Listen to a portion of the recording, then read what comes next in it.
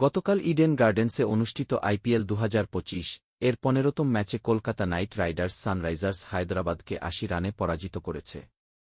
Toss হেরে প্রথমে bat করতে নেমে কেকেআর নির্ধারিত 20 ওভারে 6 উইকেটে 200 রান সংগ্রহ করে। শুরুতেই কুইন্টন ডি কক 2 রান এবং সুনীল নারিন 5 রানে দ্রুত আউট হন। এরপর অধিনায়ক অজিঙ্কা রাহানে এবং তরুণ ব্যাটসম্যান অঙ্কিশ রঘুবংশী ইনিংস মেরামতের কাজ করেন। রাহানে 27 বলে 38 রান করেন, যেখানে 4টি ছক্কা ছিল। রঘুবংশী 32 বলে 50 রান করেন, যেখানে 5টি 4 ও 2টি ছক্কা ছিল। ভেঙ্কটেশ আয়ার 29 বলে 60 রানের জোড়ো ইনিংস খেলেন, যেখানে 7টি 4 ও 3টি ছক্কা ছিল। রিঙ্কু সিং 20 বলে 25 রান করেন। এসআরএইচের বোলারদের মধ্যে প্যাট কামিন্স 4 ওভারে 35 রান দিয়ে 2 উইকেট নেন।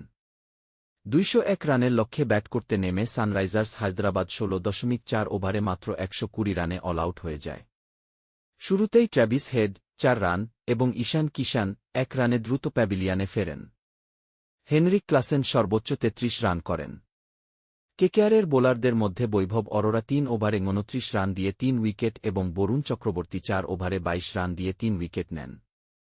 এই জয়ে কলকাতা নাইট রাইডার্স পয়েন্ট তালিকায় তাদের অবস্থান শক্তিশালী করল এবং সানরাইজার্স হায়দরাবাদ তাদের সবচেয়ে বড় পরাজয়ের সম্মুখীন হল।